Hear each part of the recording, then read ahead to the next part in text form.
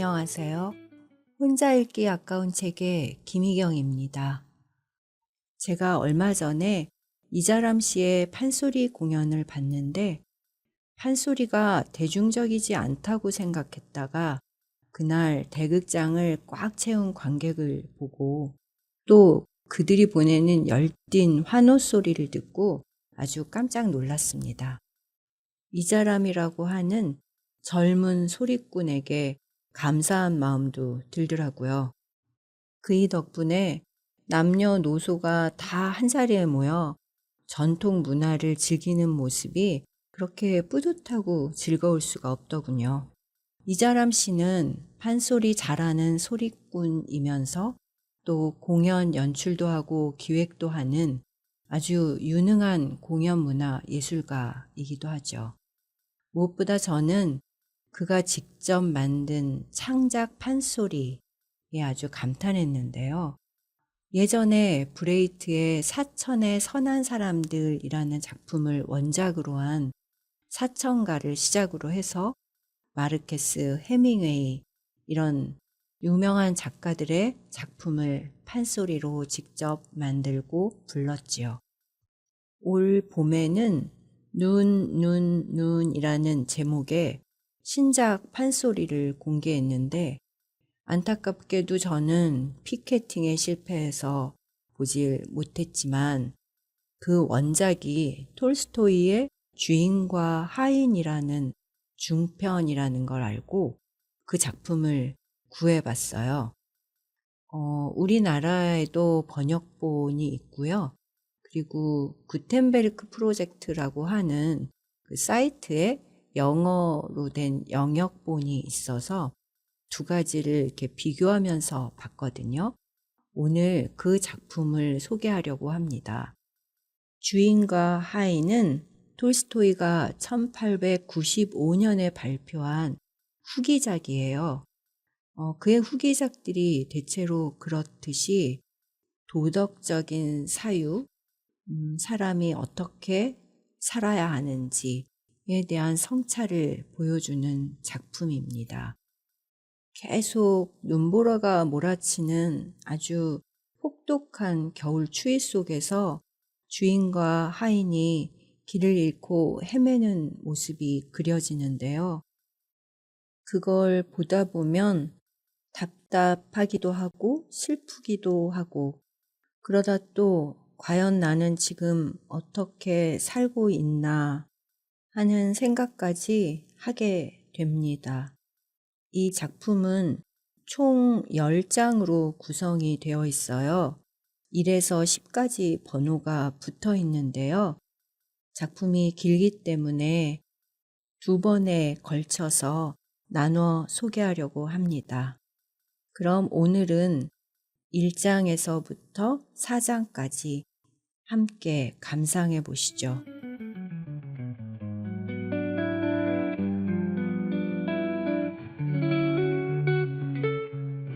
주인과 하인 1. 1870년대 겨울 성 니콜라스 축일 다음 날에 일어난 일이었다. 교구에서 행사가 열렸는데 여관 주인인 이등상인 바실리 안드레이치 프레우노프는 교회 장로라 교회에 가야 했다. 또 집에서 친척과 친구들도 접대해야 했다. 그러나 마지막 손님이 떠나자 그는 곧바로 오래전부터 흥정해온 숲을 사기 위해 이웃마을 지주를 찾아갈 준비를 시작했다. 그는 이 수지 맞는 매물을 읍내에서 온 구매자들이 선점할까봐 출발을 서둘렀다. 숲의 젊은 지주는 바실리 안드레이치가 7천 루블을 제시하자 1만 루블을 요구했다. 7천 루블은 누가 뭐래도 실제 가치의 3분의 1에 불과했다. 바실리 안드레이치는 숲이 자기 구역 안에 있고 다른 사람의 구역에서는 다른 마을 상인들이 가격을 올려선 안 된다는 오래된 합의가 있었기 때문에 값을 더 낮출 수도 있었지만 읍내의 일부 목재상들이 꼬리아 치킨 숲에 입찰하려는 것을 알았기에 당장 가서 흥정을 끝내기로 마음먹었다.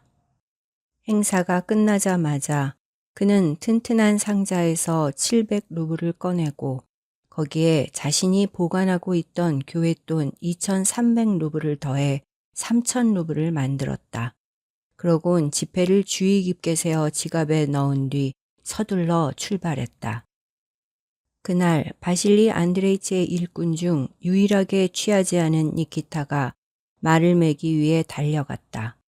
평소 술꾼이었던 니키타가 그날 취하지 않은 것은 금식일 전날 외투와 가죽 장화까지 잡히고 술을 마셨기 때문이다.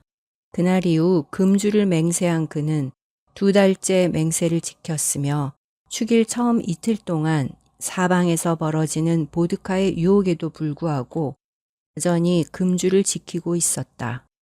니키타는 이웃마을에서 온 50대 농부였는데 그는 부지런하고 솜씨 좋고 힘이 센 데다 친절하고 유쾌한 성품으로 어디서나 인정을 받았다. 하지만 어디에서도 오래 정착하지 못했는데 1년에 2번 혹은 그보다 더 자주 술판을 벌이고 옷가지를 전부 술값으로 쓸 뿐 아니라 취하면 난폭하고 다투기 일쑤였기 때문이다. 바실리 안드레이치도 그를 여러 번 내쫓았지만 그의 정직함과 동물에게 친절한 것, 무엇보다 싼 임금을 높이 평가해 다시 그를 데려오곤 했다. 바실리 안드레이치는 니키타에게 일꾼 시세인 1년에 80루블을 주지 않고 40루블 정도만, 그것도 조금씩 되는 대로 주었으며 심지어 대부분 현금이 아니라 자기 가게에 있는 물건을 비싼 값을 쳐서 주는 식이었다. 한때는 잘생기고 정력적인 여자였던 니키타의 아내 마르다는 아들과 2딸을 데리고 가산을 꾸리면서 니키타에게 집에서 살라고 강권하지 않았다. 첫째는 그들의 집에서 숙식하는 다른 마을에서 온 농부 쿠퍼와 이미 20여 년을 함께 살고 있었기 때문이고, 둘째는 남편이 맑은 정신일 때는 제 뜻대로 할 수 있었지만 일단 취하면 그를 불처럼 무서워했기 때문이었다. 한 번은 집에서 고주망태가 된 니키타가 맨정신 일대의 복종을 만회하기라도 하듯 그녀의 옷상자를 부숴버리고 가장 좋은 옷을 꺼내 도끼로 속옷과 드레스를 갈기갈기 찢어버리기도 했다. 니키타가 받은 임금은 전부 그의 아내에게 갔고 이에 대해 그는 이의를 제기하지 않았다. 이번에도 축일 이틀 전에 마르다는 바실리 안드레이치를 2번 찾아와서 밀가루, 차, 설탕, 보드카 1쿼트 등 3루블 정도의 물건과 현금 5루블을 받고 특별한 은혜라도 입은 양 감사해 했지만 사실 그는 니키타에게 적어도 20루블을 빚진 터였다. 우리가 언제 계약서를 작성한 적이 있었나? 바실리 안드레이치가 니키타에게 말했다. 뭐든 필요한 게 있으면 가져가고 일해서 갚으면 돼. 나는 다른 사람들처럼 너를 기다리게 하거나 계산서를 만들자거나 벌금을 따지고 그러지 않아. 우리는 정직하게 거래하지. 너는 나를 위해 일하고 나도 너를 그냥 내버려 두지는 않는단 말이야. 이렇게 말할 때 바실리 안드레이치는 자신이 니키타의 은인이라고 정말로 믿었으며 니키타를 비롯해서 금전적으로 그에게 의지하는 모든 사람들에게 그가 그들의 후원자며 그들을 속이지 않는다는 확신을 피력할 줄도 알았다. 네, 압니다, 바실리 안드레이치. 아시다시피 저는 주인님을 섬기며 열심히 일하고 있습죠. 저는 아주 잘 알고 있습죠. 니키타가 대답했다. 그는 바실리 안드레이치가 자신을 속이고 있다는 걸 잘 알고 있었다. 하지만 그와 계산을 맞추고 자기 입장을 설명하려 해봤자 소용없다고 느꼈고 갈 곳이 없는 한 자기가 얻을 수 있는 것을 받아들여야 한다고 생각했다. 그래서 지금 말을 매놓으라는 주인의 명령을 들은 그는 평소처럼 유쾌하게 약간 휘어진 발로 힘차고 가볍게 걸어 헛간으로 가서는 못에 걸린 술 달린 무거운 가죽 굴레를 내려놓고 재갈을 딸랑거리며 마구를 매야 할 말이 혼자 있는 마구간으로 향했다. 어떠냐 바보야, 외로워? 외롭니? 헛간에 홀로 서 있던 엉덩이가 약간 처진 중간 크기의 얌전한 젓갈색 순말이 그를 반기며 낮게 히힝거리자 니키타가 그에 대답하듯 말했다. 자자, 시간은 충분해. 먼저 물을 줄게. 그는 말귀를 알아듣는 사람과 얘기하듯 했다. 그러면서 잘 먹인 젊은 순말의 먼지투성이 등을 자신의 코트 자락으로 털어낸 뒤 잘생긴 머리에 굴레를 씌우고 귀와 이마 갈기를 정리한 다음 고삐를 풀어 물 먹이는 곳으로 데려갔다. 배설물이 쌓인 마구간을 빠져나온 무코티는 껑충껑충 뛰다가 펌프 쪽으로 종종 걸음치는 니키타를 뒷발로 차는 신용을 했다. 그래 그래 이 악동아, 니키타가 외쳤다. 니키타는 무코티가 기름에 전 양가죽 코트를 건드리기만 할 뿐 자신을 치지 않으려 조심스럽게 뒷발을 내민다는 걸 잘 알고 있었고 그걸 아주 기특하게 여겼다. 차가운 물을 마신 뒤 마른 튼튼한 젖은 입술을 움직여 한숨을 쉬었고 투명한 물방울이 머리털에서 물통으로 떨어졌다. 그러곤 생각에 잠긴 듯 가만히 서 있다가 갑자기 크게 콧김을 불었다. 더 마시기 싫으면 안 먹어도 돼. 하지만 나중에 더 달라고 하지 마. 니키타는 무코티에게 아주 진지하게 충분히 설명했다. 그러곤 마당에서 뛰놀고 싶어하는 장난기 가득한 젊은 말을 고삐를 잡고 헛간으로 다시 데려갔다. 마당에는 추기를 맞아서 온 요리사의 남편, 이 낯선 사람 말고는 아무도 없었다. 가서 물어봐 주게나 넓은 썰매와 작은 썰매 중 어느 쪽에 매는 것이 좋은지.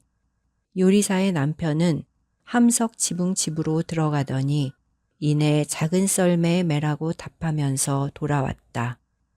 그때 니키타는 무코티에게 목줄을 걸고 노쇠로 장식된 베대끈을 채운 다음 한 손에는 색칠한 활대를 들고 다른 손으로는 말을 몰아 헛간에 있는 2대의 썰매로 가던 참이었다. 좋아, 작은 것으로 하지.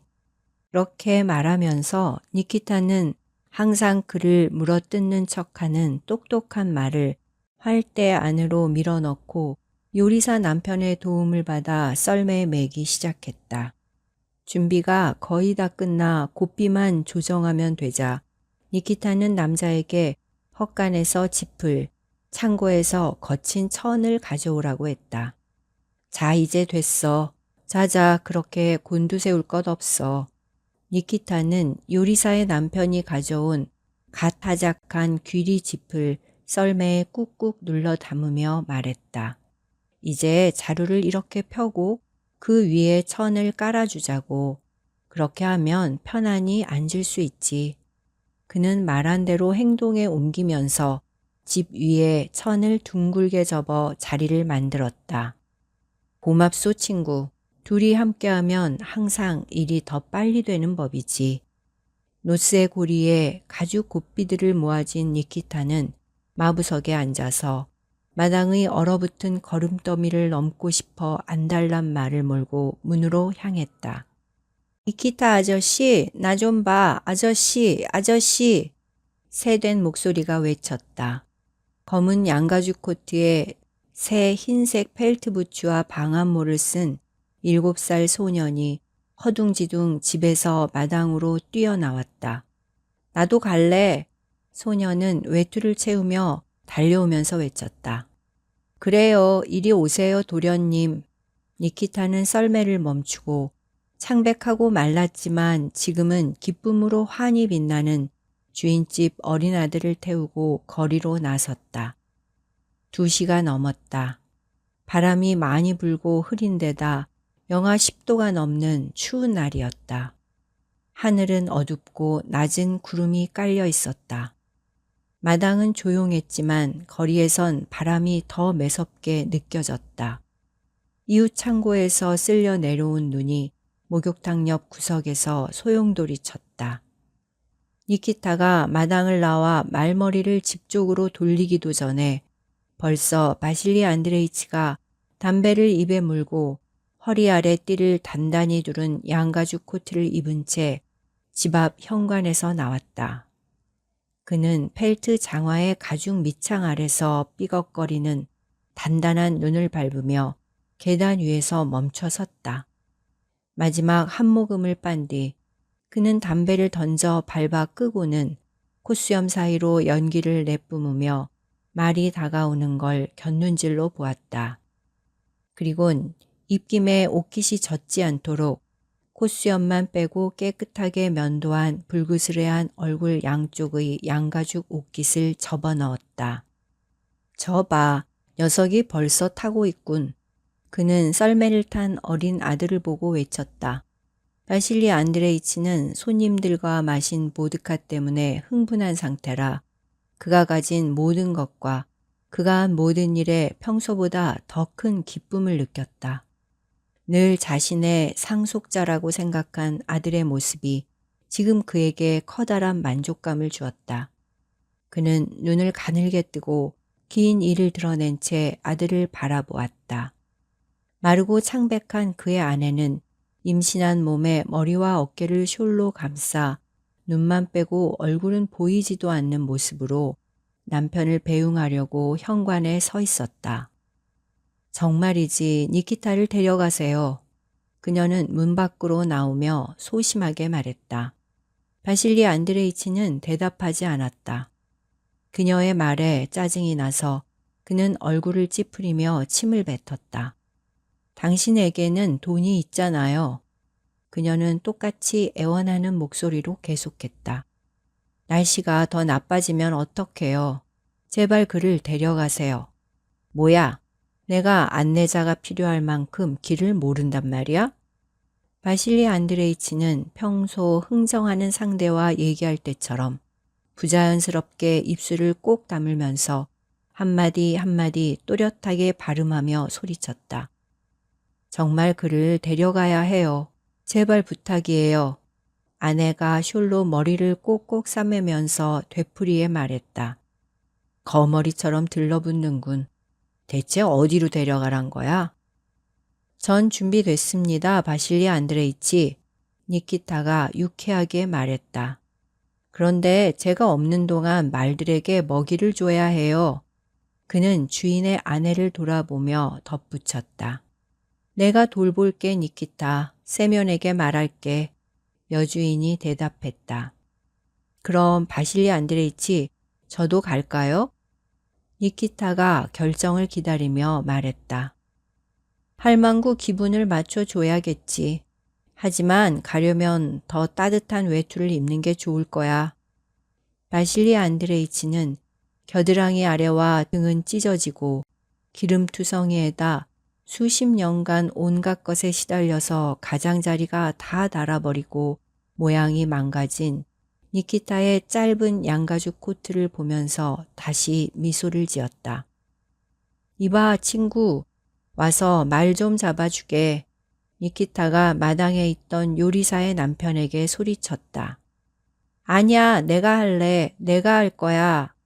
소년이 호주머니에서 빨갛게 언 손을 꺼내 차가운 가죽 꽃비를 잡으며 소리 질렀다. 너무 오래 차려입지 말고 꿈을 대지 마. 바실리 안드레이치가 씩 웃으면서 외쳤다. 금방 됩니다, 날이. 니키타는 밑창에 펠트를 덧댄 장화를 신고 재빨리 마당을 가로질러 일꾼들의 오두막으로 뛰어갔다. 아르누시카, 난로 위에 걸린 내 코트 좀 내려줘. 주인님과 같이 갈 거야. 그는 오두막으로 뛰어들어와 못에 걸린 허리띠를 꺼내며 말했다. 식사 후 한잠 자고 나서 남편을 위해 사모바르를 준비하던 요리사가 즐겁게 니키타를 맞더니 그가 서두르자 덩달아 재빨리 움직이기 시작했다. 그녀는 난로에서 말리고 있던 볼품없이 다 떨어진 윗도리를 꺼내 황급히 털고 다듬었다. 이제 착한 남편이랑 휴일을 누릴 수 있을 거야.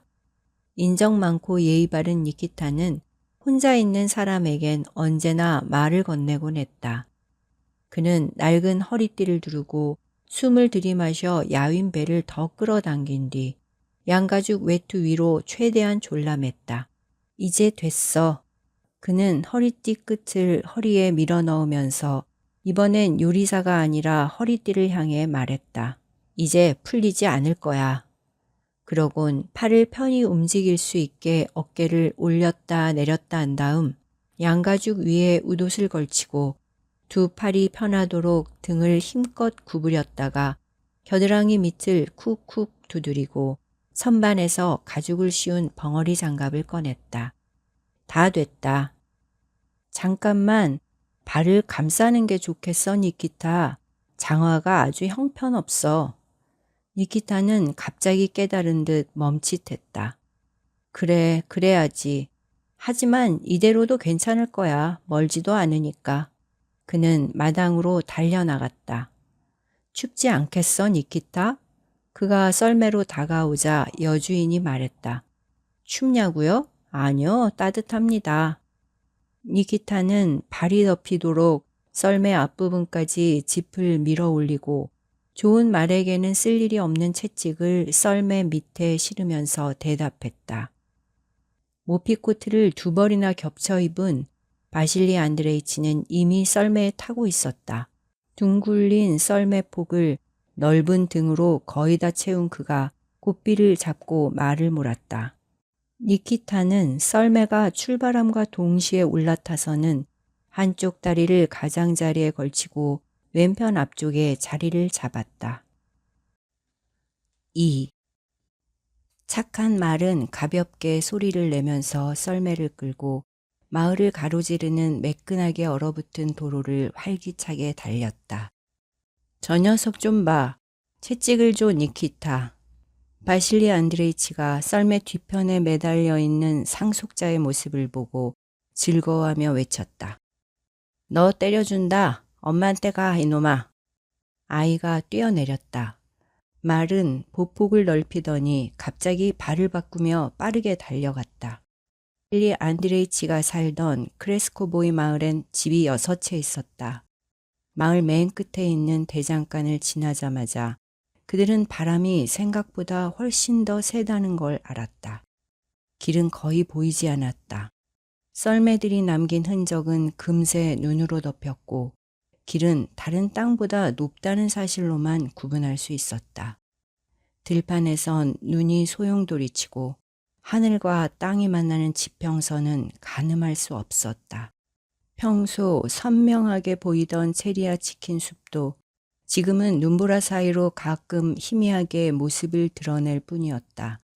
왼쪽에서 불어오는 바람이 말의 윤기 나는 목덜미 위의 갈기를 줄기차게 한쪽으로 날렸고 간단하게 매듭지어 놓은 그의 푹신한 꼬리마저 옆으로 날려버렸다. 바람 부는 쪽에 앉은 니키타의 넓은 코트깃이 뺨과 코를 눌렀다. 이 길은 그에게 맞지 않아. 눈이 너무 많이 내렸어. 바실리 안드레이치가 말했다. 그는 자기 말을 자랑스러워했다. 일전에 파슈치노까지 30분 만에 갔다고. 뭐라고요? 옷기 때문에 제대로 듣지 못한 니키타가 물었다. 이 녀석이랑 파슈치노까지 30분 만에 갔다고. 바실리 안드레이치가 외쳤다. 좋은 말인 건 두말할 필요 없죠. 니키타가 대답했다. 그들은 잠시 침묵했다. 하지만 바실리 안드레이치는 계속 얘기하고 싶었다. 자네 마누라더러 그 바람둥이에게 보드카를 주지 말라고 했나? 그는 커다란 목소리로 말했다. 그는 니키타가 자기처럼 똑똑하고 중요한 사람과 얘기한다는 사실에 우쭐해야 할 거라 확신했고 자신의 농담에 너무나 만족해서 그 말에 니키타가 불쾌해할지도 모른다는 생각은 전혀 하지 않았다. 바람이 니키타가 듣는 걸 방해했다. 바실리 안드레이치가 크고 또렷한 목소리로 그 사내 이야기를 반복했다. 그건 그 사람들 일이지요, 바실리 안드레이치. 저는 상관하지 않습니다. 마누라가 애들을 괴롭히지만 않으면 애들에게 신의 가호가 있기를. 그렇군. 바실리 안드레이치가 말했다. 그럼 봄에 말을 살 건가? 그는 화제를 바꾸었다. 네, 그래야 해요.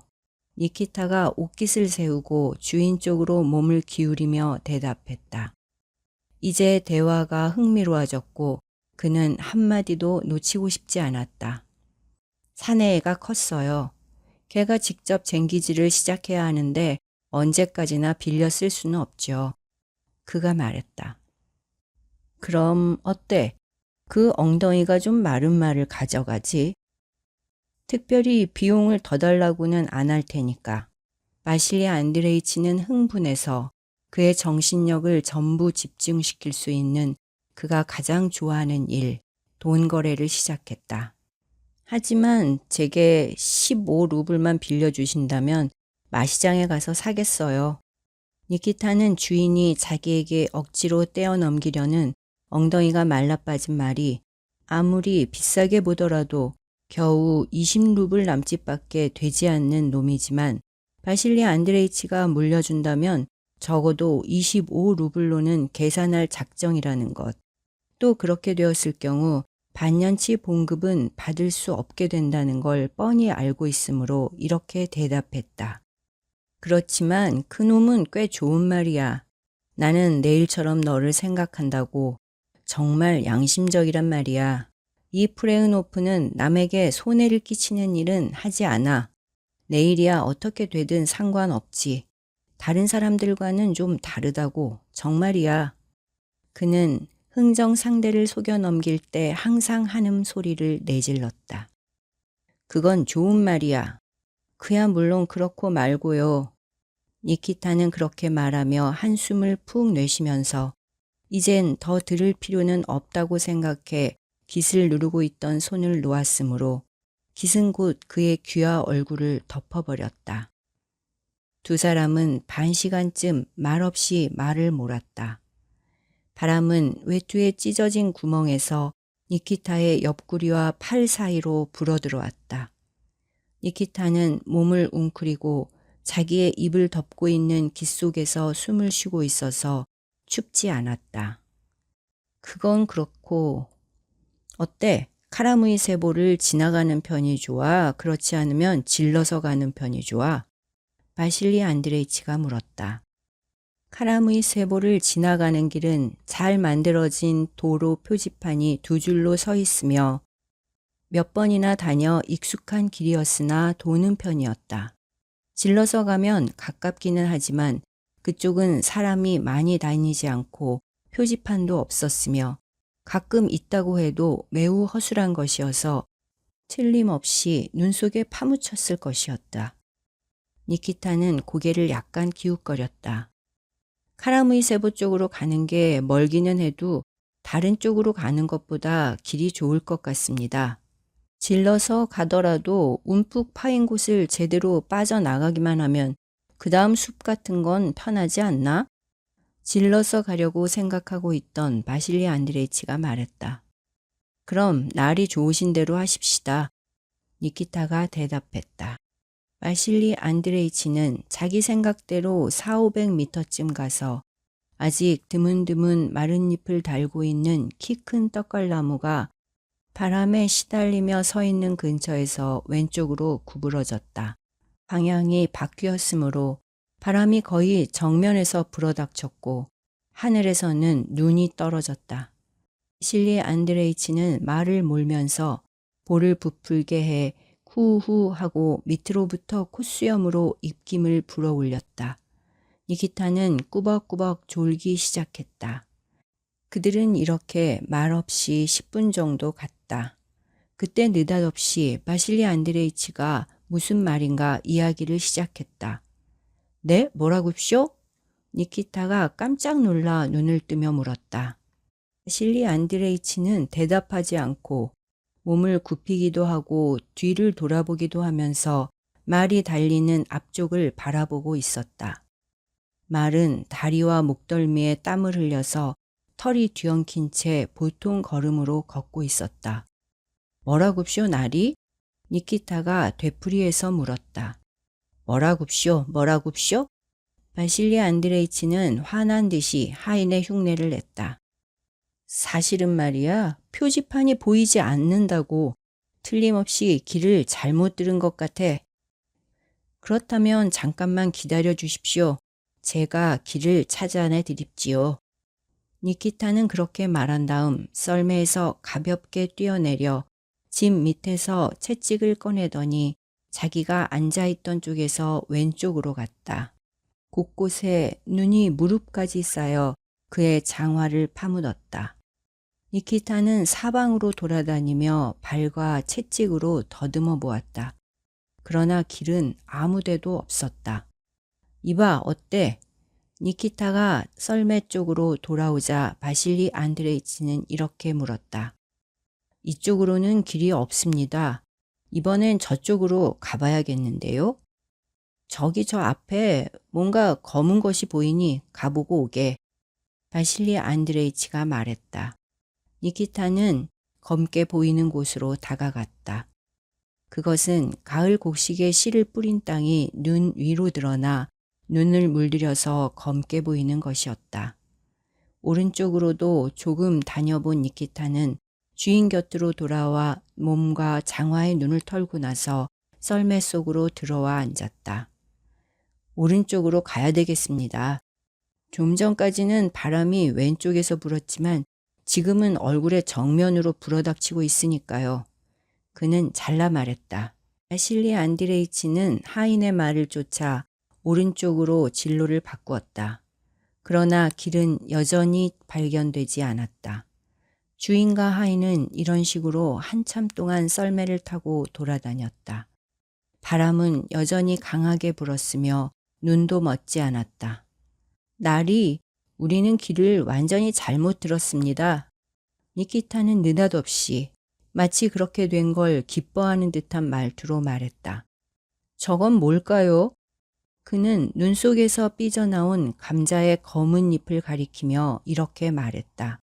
바실리 안드레이치는 땀에 흠뻑 젖어 지친 듯이 옆구리를 벌름거리며 썰매를 끌고 가는 말을 멈추게 했다. 뭐라고? 그가 물었다. 아니 우리는 자하노프의 밭에 와 있단 말이지요.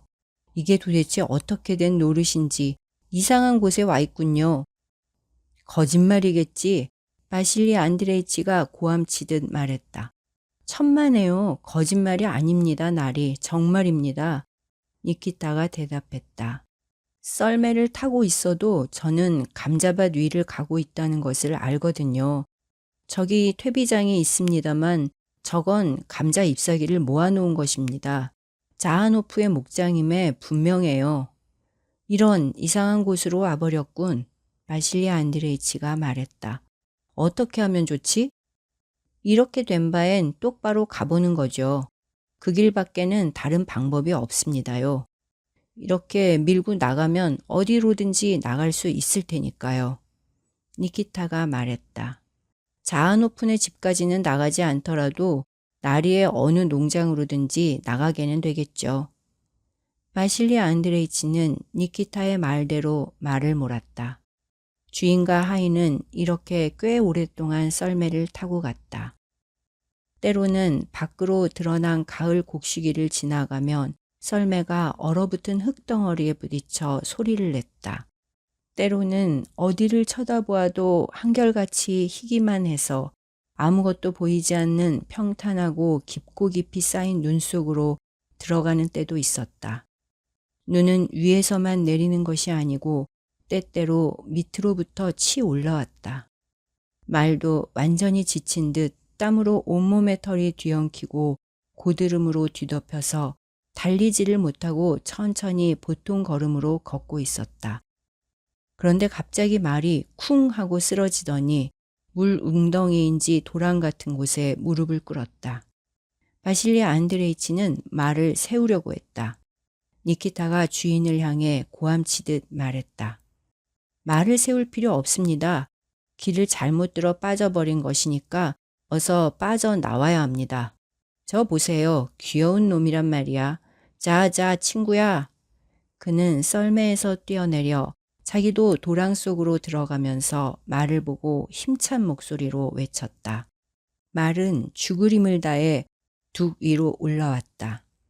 그건 특별히 파놓은 도랑이 맞았다. 대체 여기는 어딜까? 바실리 안드레이치가 말했다. 곧 알게 되겠지요. 무작정 가다 보면 알게 됐지요. 어디로든지 나가게 될 것입니다. 이봐, 저건 고리아의 숲이 아니야? 바실리 안드레이치는 앞쪽 눈 속에 떠오른 무언가 시커먼 것을 가리키면서 말했다. 가까이 가보면 어디에 있는 숲인지 알게 될 겁니다. 니키타가 대답했다. 니키타는 그 시커먼 것 쪽에서 가늘고 기다란 버들잎이 날아오는 것을 보았기 때문에 그것이 숲이 아니라 마을이라는 걸 알고 있었으나 그 사실을 입 밖에 내지 않았다. 도랑이 있는 곳에서 100m도 못 가서 그들 앞에는 시커멓게 나무가 나타났으며 무엇인지 음울하고 신기한 소리가 들려왔다. 니키타의 추측은 정확했다. 그것은 숲이 아니고 드문드문 잎이 나 있는 키 큰 버드나무 가로수였다. 버드나무는 곡물 창고의 도랑을 따라 일부러 심어 놓은 것 같았다. 귀찮은 듯이 바람이 불어 소리를 내고 있는 버드나무 옆까지 오자 말은 갑자기 썰매보다 높이 앞다리를 들어 올리더니 계속해 뒷다리도 약간 높은 곳으로 올려놓고 왼쪽으로 빙글 돌았다. 그러자 이젠 말 다리에 무릎까지 눈에 빠지는 일은 없어졌다. 거기는 도로였던 것이다. 자, 왔습니다요. 니키타가 말했다. 그렇지만 어딘지는 모르겠군요. 말은 빗나가는 일 없이 눈에 파묻힌 길을 나아갔다. 그들이 100m도 가기 전에 두껍게 눈이 쌓인 지붕 밑으로 곡물 창고의 울타리가 일직선으로 보이기 시작했다. 지붕에서는 쉴 새 없이 눈이 휘날리고 있었다. 곡물 창고를 지나자 길이 바람 방향으로 구부러졌기 때문에 그들은 눈이 몰려 쌓인 곳으로 들어가게 되었다. 그 눈더미는 틀림없이 도로 위에 생긴 것이고 그것을 넘어가야만 되는 것이었다. 눈더미를 넘어가자 실제로 그들은 한 길로 나올 수가 있었다. 맨 끝에 집 마당에는 빨랫줄에 매달린 채 꽁꽁 얼어붙은 붉고 흰 셔츠 2벌과 레이, 각반, 스커트 등 세탁물이 바람에 불려서 요란스레 펄럭거리고 있었고 특히 그 흰 셔츠는 양쪽 소매를 휘두르며 심하게 펄럭이고 있었다. 이런 어지간히 게을러 빠진 여편네로군. 그렇지 않으면 다 죽어가고 있는 건가? 아직도 빨래를 걷어들이지 않고 있으니. 니키타는 바람에 흔들려 펄럭이는 셔츠를 보면서 말했다. 3. 마을로 들어서서도 처음 얼마 동안은 바람이 불고 길도 눈에 파묻혀 있었으나 중간쯤 이르자 조용해지고 따뜻해져 기분이 좋았다. 어느 집 마당에서는 개가 짖었고 어떤 집 앞까지 오자 소매 없는 웃옷을 머리에서부터 푹 뒤집어 쓴 여자가 뛰어나와 썰매를 타고 가는 사람들을 보려고 대문 문지방 위에 서 있었다. 마을 안에서는 아가씨들의 노랫소리가 들려왔다. 마을로 들어온 다음부터는 바람도 눈도 추위도 훨씬 누그러진 것 같았다. 아니 이건 그라시키노 마을이 아니야? 바실리 안드레이치가 말했다. 그렇습니다. 니키타가 대답했다. 그곳은 그라시키노 마을이었다. 결국 그들은 왼쪽으로 길을 잘못 들어서 자신들이 가려던 방향과는 사뭇 다른 쪽으로 20리쯤 온 셈이었지만 그래도 목적지에 가까이 다가가기는 했다. 그라시키노 마을에서 고리아 치킨까지는 15리쯤 되는 것이었다. 그들은 마을 중간쯤에서 길 한복판을 걸어오는 키 큰 사내를 만났다. 썰매 타고 가는 사람은 누구요?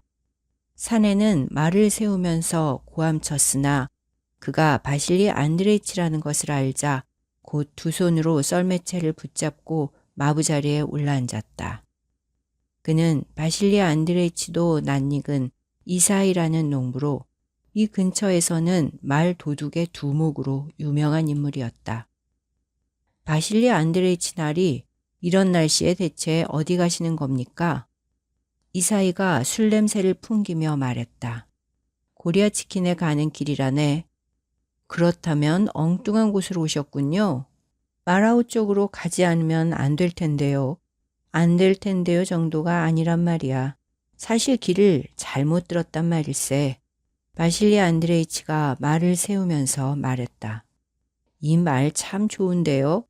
이사이는 말을 흘끔흘끔 보면서 익숙한 솜씨로 늦추어진 꼬리에 매듭을 조여맨 다음 얘기했다. 그런데 어떻게 하실 작정이신가요? 여기서 묵으실 건가요? 아니야, 묵지 않아. 어떤 일이 있어도 가야 해. 가야 한다고요? 그렇습니까? 그건 그렇고 이분이 누구더라? 아, 니키타 스테파니치 씨로구먼. 그렇네. 니키타가 대답했다. 그건 그렇고 친구, 또 길을 잘못 들기라도 하면 곤란한데 어쩌면 좋을까? 이런 데서 길을 잃어서야 될 말인가? 일단 여기를 되돌아간 다음부터는 똑바로 가란 말이야. 왼쪽으로 들었으면 안 돼. 그리고 큰 길로 나가거든 이번에는 오른쪽으로 구부러져 가야 해. 그 큰 길에서 구부러진다는 게 어딘가? 여름길인가 겨울길인가? 니키타가 물었다. 겨울길이야. 나가면 곧 풀숲이 나오는데 풀숲과 마주보는 곳에 가지 우거진 커다란 떡갈나무가 표적으로 서 있거든. 거기가 바로 겨울길이야. 바실리 안드레이치는 말을 돌려서 마을길을 빠져나갔다. 묻고 가는 편이 좋을 텐데 이사이가 그들 뒤에서 고함쳤다. 바실리 안드레이치는 대답하지 않고 말을 달렸다. 반쯤 숲속을 지나가게 돼 있는 평탄한 길을 15리쯤 가는 건 문제 없을 거라고 생각되었다. 바람도 잠잠해지고 눈도 멎은 것 같아 더욱 그랬다. 눈이 단단하게 굳어진 한 길과 군데군데 소암 아래 분비물로 거무스레해진 길을 지나서 흰 셔츠가 바람에 불려 얼어붙은 한쪽 소매만으로 매달려 있는 빨래가 있는 집을 지나자 주인과 하인은 다시 굉장한 소리를 내고 있는 버드나무 가로수가 있는 데로 나왔다. 그러자 다시 눈보라가 휘몰아치는 밭이 나타났다. 눈보라는 한층 더 강해진 것 같았다. 길은 완전히 눈에 파묻혀서 표지판에 의해 자기들이 길을 잃은 것이 아니라는 걸 간신히 알 수 있을 뿐이었다. 더욱이 맞바람이었으므로 표지판조차도 앞으로 나아감에 따라 점점 더 알아보기 힘들어졌다. 바실리 안드레이치는 한쪽 눈을 가늘게 뜨고 머리를 숙여 표지판에 주의를 할 때도 있었으나 대개는 말에 의지해 가는 대로 맡겨두고 있었다. 실제로 말은 발밑에 느껴지는 도로에 따라 오른쪽 왼쪽으로 구부러지면서 길을 찾아 앞으로 나아갔다. 눈이 더 심하게 오고 바람도 강해졌음에도 불구하고 표지판은 여전히 양쪽에 보이고 있었다. 이렇게 그들은 10분쯤 나아갔다. 갑자기 말 앞쪽에 시커먼 것이 나타나더니 바람에 휘날려서 비스듬히 그물을 이룬 눈 속에서 자꾸만 움직였다. 그것은 같은 방향으로 가는 사람들이었다. 바실리 안드레이치의 말은 뒤쫓아가서 앞을 가고 있는 썰매의 차체를 발로 똑똑 두들겼다. 앞질러 가줘요. 부탁해요. 썰매 안에서 고함치는 소리가 들렸다. 바실리 안드레이치는 썰매를 멀리 돌아서 앞질러 가려고 했다. 썰매에는 농부 3명과 여자 1명이 타고 있었다. 축제에 갔다가 돌아오는 사람들 같았다. 농부 하나가 눈을 덮어 쓴 말 엉덩이를 기다란 나뭇가지로 두들겨 패고 있었다. 2 사람은 손을 흔들면서 앞자리에서 속삭이고 있었다. 머리에 천을 뒤집어 쓰고 온몸이 눈투성이가 된 여자는 얼굴을 찌푸린 채 꼼짝도 않고 뒷자리에 앉아 있었다. 어디 사는 사람들이요? 바실리 안드레이치가 큰 소리로 물었다. 아, 아스키 사람들이요. 말을 끊어서 겨우 이렇게 대답했다. 뭐 어디라고? 아스키. 한 농부가 목청껏 고함쳤으나 여전히 잘 알아들을 수 없었다. 빨리 몰아, 뒤떨어지면 안 돼. 또 한 명의 농부가 기다란 나뭇가지로 말등을 계속 때렸다. 축제에서 돌아오는 길이지? 그렇지? 빨리 가자, 빨리 가. 마구 달려라. 이봐, 샘카. 옆으로 돌아. 빨리 달려. 두 대의 썰매는 눈바지를 서로 부딪히면서 금방 뒤엉킬 것 같았지만 용케 뒤엉키지 않았고 농부들의 썰매는 점점 뒤떨어지기 시작했다. 눈을 완전히 뒤집어 쓴 털이 많고 배가 뚱뚱한 진말은 낮은 멍에 밑에서 괴로운 듯 숨을 내뿜으며 분명 마지막 힘을 다해 나뭇가지의 타격으로부터 벗어나려는 노력을 계속했다. 진말은 짧고 뚱뚱한 다리로 눈을 걷어차며 절룩거리면서 깊이 쌓인 눈 속을 걷고 있었다. 오므린 아랫입술과 넓게 퍼진 콧구멍과 공포 때문에 오므라진 귀를 가진 어려 보이는 그 진말의 얼굴은 몇 초 동안 니키타의 어깨 옆에서 나란히 갔으나 곧 뒤떨어지기 시작했다. 정말 이상한 재주를 다 부린단 말이야, 이 숲이라는 건. 니키타가 말했다. 공연히 말을 괴롭히거든. 꼭 아시아 사람 같단 말이야. 그 뒤에도 몇 분 동안 괴로워하는 진말의 콧김과 농부들의 술 취한 고함 소리가 들려왔으나 이윽고 진말의 콧김이 조용해지고 이어서 고함 소리도 들리지 않게 되었다. 그리고 주인은 다시금 윙윙거리는 바람 소리와 아주 드물게 눈이 바람에 날려간 길바닥에 닿아서 삐걱거리는 바퀴 소리 외에는 어떤 소리도 들리지 않게 되었다. 이런 곳에서 그렇게 기분이 좋은 농부들을 만났다는 게 바실리 안드레이치를 유쾌하게 만들었고 원기를 회복시켰다. 그는 더욱 대담해졌으며 이제는 표지판 같은 것은 걱정도 않고 오로지 말만 믿고 썰매를 몰았다. 니키타는 그런 사태에 놓여 있었음에도 별로 할 일 없이 언제나 버릇처럼 보통 때의 수면 부족을 보충하기 위해 열심히 꾸벅꾸벅 졸고 있었다. 그때 갑자기 말이 서자 니키타는 앞으로 꼬꾸라져 자칫하면 썰매에서 떨어질 뻔했다. 어쩐지 또 길이 이상해졌는데? 바실리 안드레이치가 말했다. 뭐라고쇼? 도로 표지판이 보이지 않는단 말이야. 아무래도 또 길을 잘못 든 모양이야. 그럼 찾아봐야지요. 니키타는 아무렇지도 않은 듯 말하고 일어서더니 또다시 그 안쪽으로 구부러진 다리를 가볍게 움직여 눈속을 돌아다녔다. 그는 시야에서 사라졌다 나타났다 하면서 오랫동안 돌아다녔다가 한참 뒤에 돌아왔다. 이 근처에는 길이 없습니다요. 어쩌면 앞으로 더 가면 있을지도 모르겠습니다. 그는 썰매에 올라타면서 이렇게 말했다. 해는 이미 저물어가고 있었다. 눈보라는 심해지지 않았지만 그렇다고 약해지는 것도 아니었다. 농부들의 목소리라도 들려왔으면 좋겠는데 바실리 안드레이치가 말했다. 좀처럼 뒤쫓아오지 못하는 걸 보니 틀림없이 상당히 멀리까지 잘못 들어온 모양입니다. 그렇잖음 그 친구들도 길을 잃은 걸까요? 니키타가 말했다. 그건 그렇다 치고 이제 어느 쪽으로 간다지? 바실리 안드레이치가 말했다. 이렇게 된 바에는 말을 풀어놓는 수밖에 없습니다요. 니키타가 말했다. 말이 안내해 줄 겁니다. 고삐를 이리 주십시오. 바실리 안드레이치는 방한용 장갑을 끼고 있는 두 손이 얼어오기 시작하던 참이었기에 기꺼이 니키타에게 고삐를 넘겨주었다.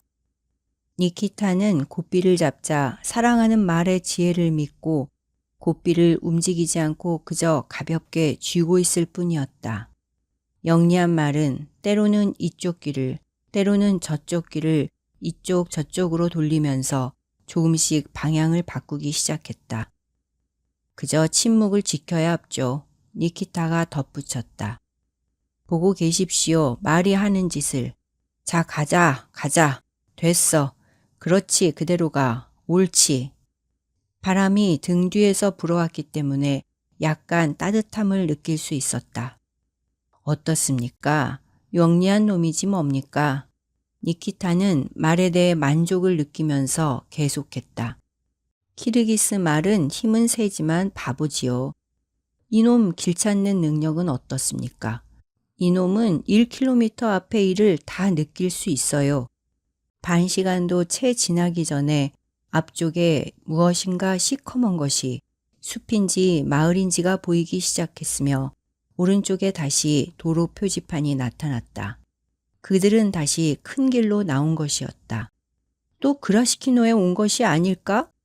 니키타가 느닷없이 고함쳤다.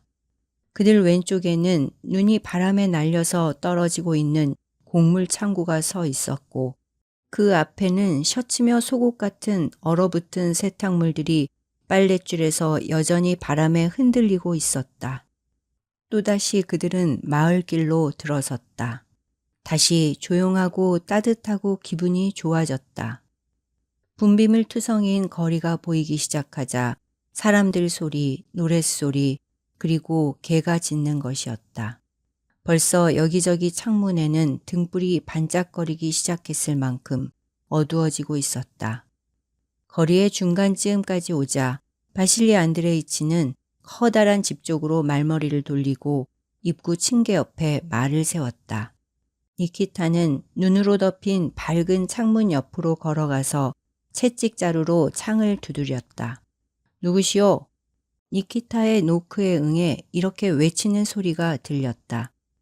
크레스코보이 마을의 프레어누프입니다만 니키타가 대답했다. 창가에서 사람이 멀어져가는 기척이 나더니 얼마 후 현관문 열리는 소리와 바깥문에 빗장을 벗기는 소리가 났다. 뒤따라 문이 바람에 날리지 않도록 붙잡으면서 흰 루바슈카 위에 반 외투를 걸친 키가 큰 구렛나루 수염이 있는 늙은 농부와 빨간 루바슈카에 가죽장화를 신은 젊은이가 나타나서 물었다. 대체 어떻게 된 거요, 니키타 씨? 노인이 말했다. 길을 잃어버렸지 뭡니까, 할아버지? 바실리 안드레이치가 말했다. 리아치킨으로 갈 생각이었는데 이곳으로 오고 말았지요. 제대로 찾아 나갔다가 또다시 잘못 들었지요. 힘들게 찾은 길을 잃어버렸군요. 페투루시카, 가서 문을 열어라. 노인은 빨간 루바시카를 입은 젊은이에게 말했다. 네, 그러지요. 젊은이는 선뜻 대답하고 현관 쪽으로 달려갔다. 그런데요, 할아버지, 우리는 여기서 묵을 수가 없어요. 바실리 안드레이치가 말했다. 어디로 가시겠다는 겁니까? 이렇게 늦게. 벌써 밤이 아닙니까? 묵어 가십시오. 묵고 싶은 마음은 간절하지만 어떤 일이 있어도 가야만 되거든요. 볼 일이 있어요. 할아버지 아무래도 묵어갈 수는 없어요. 그렇다면 몸이라도 녹이고 가시구려. 다행히 사모바르도 끓고 있으니까요.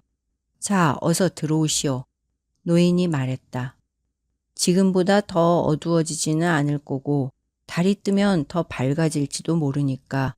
그럼 어디 니키타 몸 좀 녹이고 갈까? 네, 그야 몸을 녹이는 건 좋지요. 니키타는 몹시 추워서 얼어붙은 손발을 녹이고 싶었기에 두말 않고 그렇게 말했다. 바실리 안드레이치는 노인과 함께 집 안으로 들어갔으나 니키타는 페트루시카가 열어준 문으로 썰매를 몰고 들어가서 그의 지시에 따라 말을 헛간 처마 밑에 끌어 넣었다. 헛간에는 비료가 쌓여 있어 높은 멍에가 가로대에 걸렸다. 그러자 가로대에 앉아있던 암탉과 수탉이 깜짝 놀라 푸드덕거리더니 발로 가로대를 핥히었다. 양들도 놀라 비료를 발톱으로 긁어 흐트러뜨리면서 옆으로 피했다. 애는 괜히 소리를 지르며 놀라서 밉다는 듯이 낯선 사람을 보고 강아지 같은 소리로 울기도 하고 짖기도 했다. 니키타는 이 모든 것들에게 말을 걸었다. 닭들에게는 사과를 하고 이 이상 소동을 일으키는 짓은 하지 않겠다고 안심시켰으며 양들에게는 까닭없이 놀라서 떠들지 말라고 꾸짖고 개에게는 말을 매는 동안 줄곧 훈계했다. 자, 이제는 모두 제대로 됐지? 제 몸에서 눈을 털면서 말했다. 왜 그렇게 지저댄단 말이야? 그는 이렇게 개를 보고 덧붙였다. 이제 됐다. 그만 짖으라니까. 그러면 그럴수록 너만 더 초조해질 뿐 아니냐? 그는 말했다. 나는 도둑놈이 아니야. 집안 사람이다. 놈들은 말하자면 어떤 얘기에 나오는 어떤 집의 영리한 3마리 동물이라는 거지요. 젊은이는 억센 손으로 밖에 남아있던 조그만 썰매를 처마 밑으로 밀어 넣으면서 그렇게 말했다. 파울슨의 책에 그렇게 쓰여 있다우. 도둑놈이 집으로 몰래 들어왔을 때 개가 짖는 것은 멍청하지 마라, 정신을 차리란 뜻이고, 끼 우는 것은 일어나란 뜻이에요. 또 고양이가 얼굴을 씻는 건 귀한 손님이 있으니까 음식 대접할 준비를 하라, 그런 뜻이지요. 젊은이는 웃음을 띠면서 말했다. 글을 읽고 쓸 줄 아는 페트루아는 자기가 가진 한 권밖에 없는 파울슨이 쓴 책을 전부 외우고 있어서 오늘 밤처럼 약간 취했을 때는 그때그때 적합하다고 생각되는 격언을 인용하기를 매우 좋아했다. 그만 됐어. 니키타가 말했다. 아저씨는 꽁꽁 어셨네요. 페트루아가 덧붙였다. 그래, 보는 바와 같아. 니키타가 말했다. 그들은 마당을 지나서 현관을 통해 집으로 들어갔다. 4. 바실리 안드레이치가 찾은 집은 마을에서 가장 부유한 축에 속했다. 그 집은 5필지의 전답을 가진 데다 따로 땅을 더 빌리고 있었다. 말이 6마리에 소 3마리, 송아지 2마리, 양 20마리가 있었다. 가족은 결혼한 아들 4, 손자 6, 그중 하나인 페트루시카는 결혼했고 증손자가 2에 고아 3, 아기를 가진 며느리 4까지 모두 22명이었다. 아직은 분가하지 않고 다 같이 사는 보기 드문 농가 중 하나였지만 이곳에서도 분가로 이어질 지루한 내분이 흔히 그렇듯 이미 여자들 사이에서 시작되고 있었다. 2 아들은 모스크바에서 물장수를 하고 있었고 아들 하나는 군대에 있었다. 지금 집에는 노부부와 농장을 관리하는 둘째 아들, 축일을 맞아 모스크바에서 온 장남, 그리고 여자와 아이들이 모여 있었고 가족들 외에 손님도 1명 있었는데 한 아이의 대부인 이웃사람이었다. 탁자 위에는 램프가 있어서 닭이와 술병, 다과를 환히 비쳤고 양쪽으로 성화가 걸린 벽돌벽도 조명에 드러났다. 테이블 상석엔 검은 양가죽 코트를 입은 바실리 안드레이치가 앉아서 얼어붙은 콧수염을 빨며 툭 붉어진 매 같은 눈으로 주위 사람들과 방안을 훑어보았다. 그 옆에는 대머리에 흰 수염을 기른 흰색 셔츠 차림의 늙은 집주인이 앉았고 옆으로 모스크바에서 온 아들, 건장한 체격에 어깨가 떡 벌어지고 얇은 프린트 셔츠를 입은 사내와 집안일을 맡아보는 역시 어깨가 넓은 둘째 아들, 그리고 붉은 머리에 깡마른 이웃 농부가 앉아 있었다. 이들은 이미 식사를 마치고 차를 마시려는 참으로 난로에서는 사모바르가 끓고 있었다. 따뜻한 난로 곁에는 아이들이 잠들어 있었고 바닥 침대에는 요람을 흔들면서 아이를 재우는 한 부인이 앉아 있었다. 얼굴 전체에 주름이 자글자글한 늙은 안주인이 부지런히 바실리 안드레이치를 대접했다. 니키타가 방에 들어갔을 때 그녀는 바실리 안드레이치에게 두꺼운 유리잔에 보드카를 따라서 권하고 있었다. 사양하지 마세요. 바실리 안드레이치 씨, 축일을 기념해서 드리는 것이니 술잔을 받으셔야 해요. 그녀가 말했다. 한 잔 드세요. 보드카의 빛깔과 향기가 온몸이 얼고 지친 니키타의 마음을 흔들었다. 그는 얼굴을 찌푸리며 모자 외투에 눈을 털면서 마치 다른 사람들은 눈에 보이지도 않는다는 듯 성화 앞으로 가서 성호를 3번 그었다. 그리고 늙은 집주인을 향해 머리를 숙인 다음 식탁에 앉아있는 사람들과 난로가에 서 있는 아낙네들에게 즐거운 축일입니다 하고 중얼거리곤 식탁 쪽은 일부러 보지 않고 외투를 벗기 시작했다. 온통 고드름투성이로군. 장남이 눈으로 덮인 니키타를 보면서 말했다. 니키타는 외투를 벗어 한 번 더 털고 난로 옆에 걸어놓은 뒤 식탁 쪽으로 다가갔다. 그도 술잔을 받았다. 그는 잠시 자신과의 괴로운 싸움을 벌였다. 자칫 잘못했다면 잔을 들고 향기롭고 맑은 액체를 들이마실 뻔했지만 바실리 안드레이치를 보자 술을 마시지 않기로 한 맹세와 술값으로 잡힌 장화가 생각났으며 제 집에 사는 쿠퍼와 봄까지는 말을 사주겠다고 약속한 아들을 떠올리고 한숨을 내쉬며 사양했다. 대단히 고맙습니다만 저는 마시지 않습니다. 그는 찌푸린 얼굴로 이렇게 말하고 의자에 앉았다. 그건 또 왜지요? 장남이 물었다. 그냥 마시지 않는다는 겁니다. 니키타는 눈을 내리깐 채 뚝뚝 얼음이 녹아 떨어지는 자신의 턱수염을 내려다 보았다. 이 사람에겐 좋지 않아요. 바실리 안드레이치가 설명했다. 그럼 차라도 드세요. 상냥한 노파가 말했다. 추위에 아주 몸이 얼었을 텐데 안 됐지 뭐유. 예, 며느리들아, 너희는 사모바르를 가지고 언제까지 꿈을 댈 거니? 다 됐어요. 젊은 아낙네가 대답하며 부글부글 끓는 사모바르를 행주로 싸서 가지고 왔다. 그동안 바실리 안드레이치는 길을 잃었던 일, 2번이나 이 마을로 돌아온 일, 길을 몰라 헤매고 돌아다녔던 일, 도중에서 주정꾼을 만났던 일 등을 이야기했다. 그 집 사람들은 놀라며 어디서 어떻게 길을 잘못 들었으며 그들이 만난 주정꾼이 누구인지 알려주고는 길을 찾아가는 방법을 가르쳐 주었다. 모르차노브까지는 아이라도 갈 수 있습지요. 이웃사람이 말했다. 그렇게 고집 부리지 말고 묵어 가시는 편이 좋아요. 아이들에게 자리를 보라고 할 테니까요. 노파가 권했다. 그리고 내일 아침 일찍 떠나시는 게 좋겠소. 우리들도 그러기를 바라오. 노인도 말을 거들었다. 그럴 수가 없어요, 할아버지. 급한 볼일이 있어서요. 바실리 안드레이치가 말했다. 1시간 늦어지면 1년이 걸려도 회복할 수 없는 일이 생기거든요. 그가 덧붙였다. 이봐 어때? 갈 수 있겠지? 니키타를 보고 말했다. 니키타가 우울한 까닭은 술을 마시고 싶어서 못 견디겠다는 것과 그 욕망을 진정시킬 수 있는 유일한 음료가 차인데 그 차가 아직도 나오지 않았기 때문이었다. 그래, 그 구부러지는 모퉁이까지 가면 그 다음부터는 길을 잃을 리가 없지. 그 다음부터는 줄곧 숲속을 가는 것이니까. 바실리 안드레이치가 말했다. 그건 주인 날이 자유지요.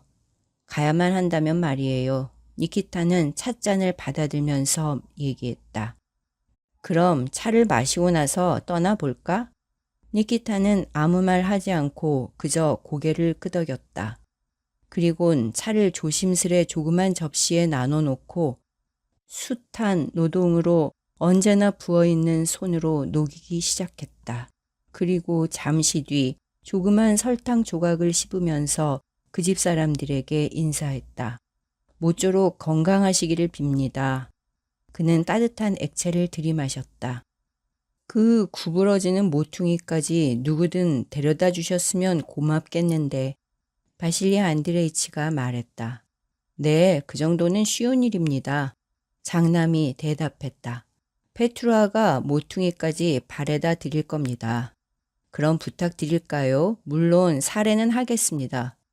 원천만의 말씀을 다하십니다. 상냥한 노파가 말했다. 저희는 진심으로 기뻐하고 있어요. 페트루아, 어서 가서 썰매에 말을 메어 가지고 오너라. 장남이 말했다. 네, 페트루아는 싱글벙글 웃으며 모자를 벗어들고 달려나갔다. 썰매 준비가 될 동안 바실리 안드레이치가 이 집 창문을 두드리는 바람에 중단되었던 이야기로 돌아갔다. 노인은 이웃사람에게 자기에게는 아무것도 보내지도 않으면서 아내에게만 프랑스제 머플러를 보낸 셋째 아들에 대한 불평을 늘어놓았다. 젊은 놈들은 점점 우리 손에서 떨어져 나간단 말입니다. 이웃사람이 말했다. 전혀 타협의 여지가 없어요. 모두 너무 영리해졌기 때문이에요. 그 데모치킨이란 놈은 제 아비의 팔을 부러뜨려 놓았단 말입니다. 전부 다 너무 영리해져서 그런 거라고요. 니키타는 이야기에 귀를 기울이기도 하고 사람들을 보기도 하며 한몫 끼고 싶어하는 눈치였으나 차를 마시는데 열중하느라 그저 그 말이 맞다는 듯 고개를 끄덕여 보일 뿐이었다. 한 잔 또 한 잔 차를 마시자 조금씩 몸이 훈훈해지고 기분이 점점 좋아졌다. 이야기는 분가가 해롭다는 문제를 가지고 오랫동안 이어졌다. 그 이야기는 다른 집 얘기가 아니고 지금 이 집안에서 일어나고 있는 문제였으며 지금 침울하게 입을 다물고 앉아있는 차남이 요구하는 분가라는 것이 문제였던 것이다. 이건 몹시 어려운 문제여서 가족들 전체의 마음을 심란하게 만들어 놓았다. 그들은 남이 있는 자리여서 집안 문제를 이야기하지 않았으나 마침내 노인은 참다 못해 눈물로 목소리가 흐려지며 자기가 살아있는 동안은 절대로 분가를 시키지 않겠다.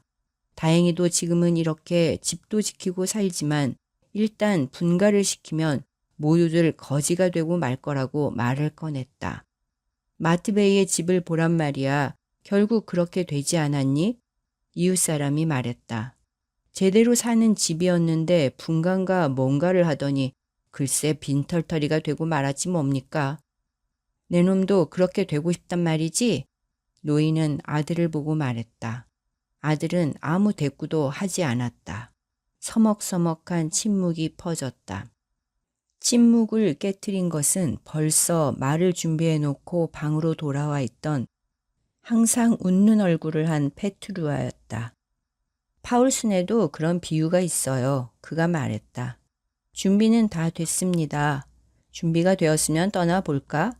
바실리 안드레이치가 말했다. 그런데 말씀하신 분가 문제인데요. 어르신, 절대 지지 말아야 합니다. 당신이 벌어놓은 재산이 아닌가요? 주인은 역시 어르신입니다. 못하면 재판을 하시지 그래요? 그럼 확실하게 판결을 내줄 겁니다. 끝까지 버텨야지. 버텨야 해. 노인은 울음을 터뜨릴 것 같은 목소리로 자기 주장을 펼쳤다. 저놈하고는 뜻이 맞지 않아. 마치 악마에 홀린 놈 같아. 니키타는 이야기를 들으면서 5잔째 차를 마셨으나 그래도 아직 컵을 엎어놓지 않고 6잔째를 받을 생각으로 그대로 놓아두었다. 그러나 사모바르에 더운 물이 없어서 주부는 더 이상 차를 주지 않았다. 그때 바실리 안드레이치도 옷을 입기 시작했으므로 어쩔 수 없었다. 니키타도 일어나서 설탕을 항아리에 넣은 뒤 옷자락으로 땀에 젖은 얼굴을 닦으며 코트를 입으러 갔다. 그는 코트를 입고 나서 한숨을 내쉰 다음 식구들에게 고맙다고 인사했다. 그러고는 따뜻한 방에서부터 어둡고 춥고 바람이 윙윙 소리를 내는 눈 쌓인 현관으로 나와서 어두운 마당으로 걸어갔다. 모피 코트를 입은 페트루아는 자기 말과 함께 마당에 서서 웃는 얼굴로 파울슨의 시를 흥얼거리고 있었다. 폭풍은 어둠으로 하늘을 싸고 눈을 춤추게 하고 짐승처럼 포효하고 어린애처럼 울부짖는다. 니키타는 그 시를 안다는 듯 고개를 끄덕이며 고삐를 잡았다. 노인은 바실리 안드레이치를 배웅하기 위해 칸델라를 들고 현관으로 나왔다. 그리고 불을 비춰주려 했으나 칸델라 불은 곧 바람에 꺼져버렸다. 마당에 나오기만 해도 눈보라가 한층 더 심해졌다는 걸 잘 알 수 있었다. 어찌된 날씨가 이렇담? 바실리 안드레이치가 생각했다. 어쩌면 목적지까지 못 갈지도 모르겠는데 그래도 할 수 없지. 사업이니까 말이야. 게다가 이 집 말까지 썰매에 달아놓았으니 하나님이 도와주시겠지. 노인 역시 묵고 가는 것이 어떨까 생각했다. 하지만 노인은 조금 전에 묵으라고 권했다가 거절을 당했기에 더 이상 권하지 않았다. 어쩌면 나이 때문에 이렇게 걱정하는 것일지도 몰라. 이 사람들은 무사히 도착할 수 있을 거야. 그는 생각했다. 페트루아는 눈길의 위험 같은 건 애초부터 생각도 안 했다. 그는 도로에 대해 또 이 근방 거리에 대해 매우 자세히 알고 있었고 더구나 눈을 춤추게 한다라는 19절이 지금 마당에서 일어나는 현상을 기막히게 표현하는데 의기양양했다. 니키타는 출발하는 게 도무지 내키지 않았다. 그렇지만 그는 오랫동안 자신의 뜻을 버리고 다른 사람을 섬기도록 길들여져 있었다. 그리하여 결국 출발하려는 이 주인을 말릴 사람은 한 명도 없었다.